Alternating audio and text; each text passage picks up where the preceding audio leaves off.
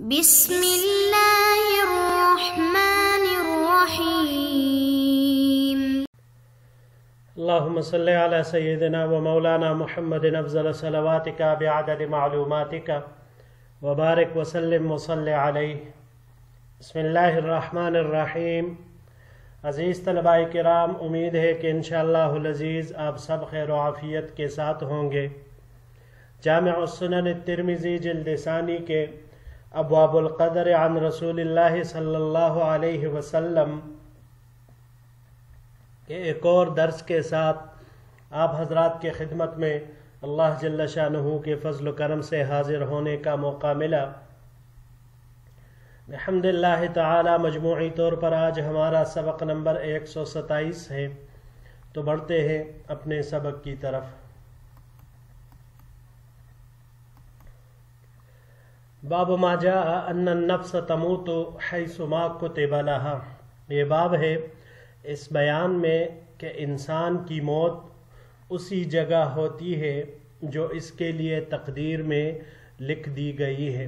وبه قال حدثنا بندار قال حدثنا مؤمل قال حدثنا سفیان عن ابی اسحاق عن مطر بن عکامس رضی اللہ تعالی عنہ قال۔ ہمیں روایت کی بندار نے، انہوں نے روایت کی مؤمل سے، انہوں نے سفیان سے، انہوں نے ابو اسحاق سے، اور ابو اسحاق نے مطر ابن عکامس رضی اللہ تعالی عنہ سے کہ انہوں نے فرمایا قال رسول اللہ صلی اللہ علیہ وسلم، کہ حضور نبی کریم صلی اللہ علیہ وسلم نے ارشاد فرمایا اذا قضى اللہ لعبد ان يموت بارض جعل له الیہا حاجتا، کہ جب اللہ تعالی کسی بندے کے لیے کسی زمین میں موت کا فیصلہ فرماتے ہیں تو اس کے لیے اس زمین کی طرف حاجت گردانتے ہیں۔ وفی الباب عن ابی عزہ، اس باب میں حضرت ابو عزہ رضی اللہ تعالی عنہ سے بھی روایت مروی ہے۔ ھذا حدیث حسن غریب، یہ حدیث حسن غریب ہے۔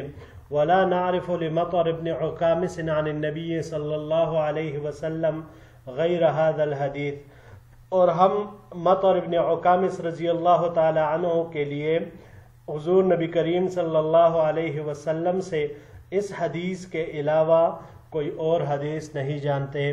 یعنی گویا کہ امام ترمذی رحمہ اللہ یہ کہنا چاہ رہے ہیں کہ مطر ابن عکامس رضی اللہ تعالی عنہ ان سے یہی ایک روایت، ذخیرہ احادیث میں صرف یہی ایک حدیث ان سے مروی ہے مطر ابن عکامس رضی اللہ تعالی عنہ سے۔ وبه قال حدثنا محمود بن غیلان قال حدثنا مؤمل وابو داود الحفری عن سفیان نحوه۔ اسی طرح ہمیں روایت کی محمود بن غیلان نے، انہوں نے مؤمل سے، اور ابو داود الحفری سے، انہوں نے سفیان سے، نحوه اس جیسی روایت۔ وبه قال حدثنا احمد بن منیع وعلی بن حجر المعنى واحد قال۔ اسی طرح ہمیں روایت کی احمد بن منیع نے اور علی بن حجر نے، دونوں نے ایک ہی معنی میں قال فرماتے ہیں یہ دونوں حضرات حدثنا اسماعیل بن ابراہیم عن ایوب عن ابی الملیح عن ابی ہریرہ رضی اللہ تعالی عنہ قال۔ یہ دونوں حضرات یعنی احمد بن منیع اور علی بن حجر رحمہم اللہ فرماتے ہیں ہمیں روایت کی اسماعیل بن ابراہیم نے، انہوں نے ایوب سے، انہوں نے ابو الملیح سے، اور ابو الملیح نے حضرت ابو ہریرہ رضی اللہ تعالیٰ عنہ سے روایت کی کہ انہوں نے فرمایا قال رسول اللہ صلی اللہ علیہ وسلم، کہ حضور نبی کریم صلی اللہ علیہ وسلم نے ارشاد فرمایا اذا قضى اللہ لعبد ان يموت بارض جعل له الیہا حاجتا او قال بها حاجتا۔ جب اللہ تعالیٰ کسی بندے کے بارے میں فیصلہ فرما دے اس کی موت کا کہ اس کو فلاں زمین پر فلاں جگہ پر مرنا ہے، تو اس بندے کے لیے اس جگہ کوئی کام پیدا کر دیتے ہیں۔ اب یہ راوی کا شک ہے کہ آپ صلی اللہ علیہ وسلم نے الیہا حاجتاً یا بہا حاجتاً فرمایا، ان یموت بارض جعل له بہا حاجتاً یا جعل له الیہا حاجتاً، یہ راوی کا شک ہے، تو دونوں ذکر فرما دیے۔ ھذا حدیث صحیح یہ حدیث صحیح ہے. وہ ابو عزہ لہو صحبت، ان کے لیے صحبت ثابت ہے. اسمہ یسار ابن عبد، یہ یسار ابن عبد ان کا نام ہے. وہ ابو الملیح ابن اسامہ، اسمہ عامر ابن اسامہ ابن عمیر الحزلی. ابو الملیح جو روایت میں آئے یہاں پر ابو ہریرہ رضی اللہ تعالیٰ عنہ سے جنہوں نے روایت کی، تو ان کا نام عامر ابن اسامہ ابن عمیر الحزلی ہے. جی عزیز طلباء کرام، عام طور پر انسان کی جہاں اللہ جل شانہ نے موت مقدر کی ہوتی ہے وہاں پر ہی انسان بستا ہے، سکونت اختیار کرتا ہے، رہائش اختیار کرتا ہے. عام طور پر ہم نظر دوڑائے تو ہمیں یہی نظر آتا ہے. اور وہ اللہ جل شانہ اس کے دل میں یہ بات ڈالتا ہے کہ اس جگہ قیام، مثال کے طور پر گاؤں میں کوئی رہتا ہے تو اس کے دل میں گاؤں کی محبت ہوتی ہے، وہ گاؤں کو زیادہ بہتر سمجھتا ہے بنسبت شہر کے، کہ بھائی گاؤں کا قیام اور بودباش یہ خوشگوار ہے، فضا صاف ہے، تو یہاں پر رہائش یہ بہتر ہے. اسی طرح جس کا مرنا شہر میں لکھا ہو، کسی دوسرے ملک میں لکھا ہو، تو اللہ جل شانہ اس کے دل میں وہاں کی وہ محبت اور وہاں کے بارے میں وہ کچھ چیزیں ڈال دیتا ہے جس کی وجہ سے انسان اس کی طرف مائل ہو جاتا ہے، یہاں تک کہ ادھر ہی جا کر بستا ہے اور پھر وہی سے رخت سفر باندھ لیتا ہے. کبھی یہ کسی ملاقات کے لیے جا کر بھی ہو سکتا ہے، وہاں پر سکونت اختیار کر کے بھی موت آ سکتی ہے. ملازمت کے لیے بندہ جائے تو بھی ہو سکتا ہے، کوئی بھی صورت کوئی باعث بن جاتا ہے اور انسان اس دنیا سے چل دیتا ہے اس کے تقدیر کے مطابق، کہ جہاں پر اللہ جل شانہ نے اس انسان کے لیے دنیا سے روانگی کا مقرر کیا ہوتا ہے وہیں سے انسان اس دنیا سے روانہ ہو جاتا ہے. لیکن اگر اب کسی انسان کا مثال کے طور پر آپ لے لیجئے کہ وہ رہائشی ہے پاکستان کا، سکونت اس کی پاکستان میں ہے، اور اللہ جل شانہ نے اس کی تقدیر میں جو موت لکھی ہے وہ سعودی عرب کی زمین میں ہے، تو اب اچانک اس کے دل میں ایک داعیہ پیدا ہو جاتا ہے، کوئی حاجت، کوئی کام. اسی طرح آپ یورپین کنٹریز، یورپین ممالک آپ لے لیں، تو اگر وہاں پر اس کا مرنا مقدر ہوتا ہے تو وہاں پر اس کا کوئی ایسے کام نکل آتا ہے، کوئی دل میں ایسے وہ خیال آ جاتا ہے کہ جس کے لیے وہ فوراً اپنا سب کچھ انتظام کر کے نکل پڑتا ہے. تو سعودی عرب میں جا کر عمرہ حج کے لیے بھی جا سکتا ہے، کام مزدوری کے لیے بھی جا سکتا ہے، کاروبار کے لیے بھی جا سکتا ہے، باہر ممالک میں بھی بہت سارے کاموں کے لیے جایا جا سکتا ہے.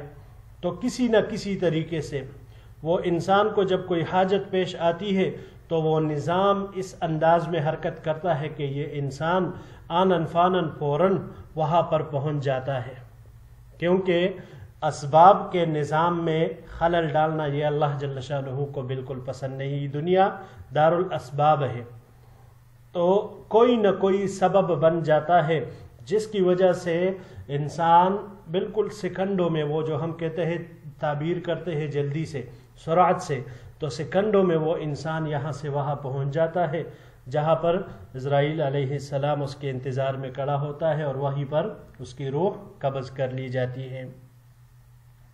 وَمَا تَدْرِي نَفْسٌ بِأَيِّ أَرْضٍ تَمُوتُ، قرآن کریم میں جو ارشاد باری تعالیٰ ہے سورہ لقمان میں، کسی کو بھی نہیں معلوم کہ اس کی موت کہاں آنی ہے. اگر کسی کو پتہ چل جائے وہ پاگل ہوگا جو ادھر جائے گا وہاں پر، کسی کو نہیں پتا. تو اللہ تعالیٰ نے کسی کو بھی اس کے موت کے بارے میں نہ وقت کا بتایا ہے اور نہ جگہ کا بتایا ہے، تو لہٰذا جو مقررہ وقت ہے، جس جگہ پر مقرر ہے اسی جگہ پر اس کو موت آنی ہوتی ہے. بڑھتے ہیں جی اگلی روایت کی طرف، اگلے باب کی طرف. باب ما جاء لا ترد الرقا والدواء من قدر اللہ شیئا. یہ باب ہے اس بیان میں کہ دم درود یعنی جھاڑ پھونک اور دوا تقدیر کو ٹال نہیں سکتے. وبه قال حدثنا سعید بن عبد الرحمن المخزومی قال حدثنا سفیان عن الزہری عن ابن ابی خزامة عن ابیہ अन्न रजुलन अतन नबी सल्लल्लाहु अलैहि वसल्लम फ़क़ाल। हमें रिवायत की सईद इब्न अब्दुर्रहमान मखज़ूमी ने, उन्होंने सुफियान से, उन्होंने ज़ुहरी से, उन्होंने अबू खुज़ामा से और उन्होंने अपने वालिद मुहतरम से रज़ी अल्लाह ताला अन्हु। अबू खुज़ामा इनके वालिद ये सहाबी है जो हुजूर सल्लल्लाहु अलैहि वसल्लम से नकल करते हैं कि एक शख्स हुजूर नबी करीम सल्लल्लाहु अलैहि वसल्लम की खिदमत में हाजिर हुआ और अर्ज़ किया, अरअयत रुक़न नस्तरक़ीहा व दवाअन नतदावा बिही व तुक़ातन नत्तक़ीहा हल तरुद्दु मिन क़दरिल्लाहि शैअ।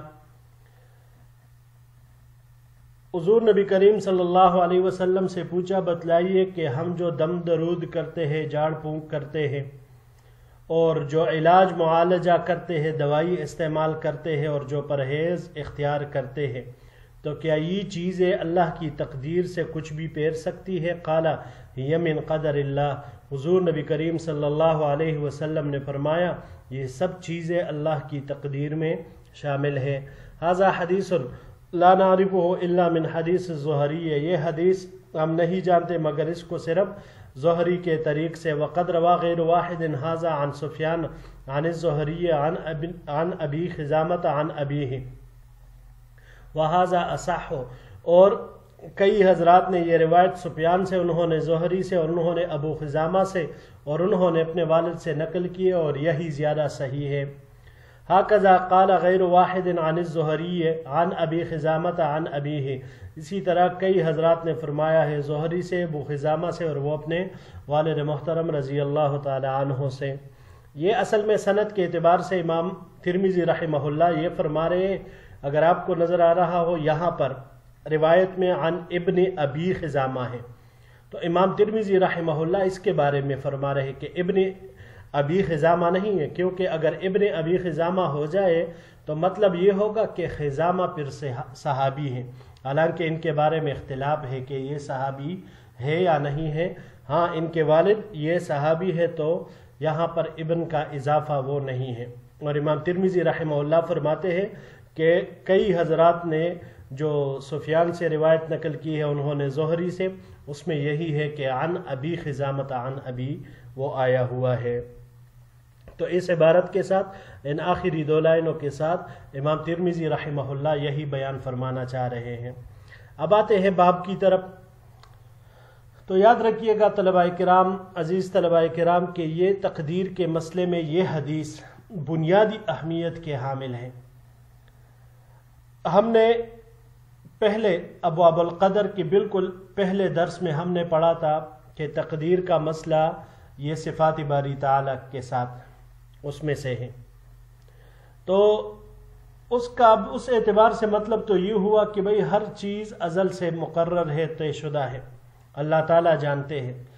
हमने वहाँ पर ये भी पढ़ा था कि बंदों के एतबार से, फरिश्तों के एतबार से जो तकदीर मुअल्लक होता है वो उनके एतबार से होता है, फरिश्तों के एतबार से होता है, इंसानों के एतबार से होता है, लेकिन अल्लाह जल्ल शानुहु की तरफ निस्बत करने से वो तकदीर मुबरम ही होता है, क्योंकि अल्लाह के अज़ली इल्म में वो वही उसी तरह मुकर्रर है कि जिस तरह उसने फिर वाक़ होना है।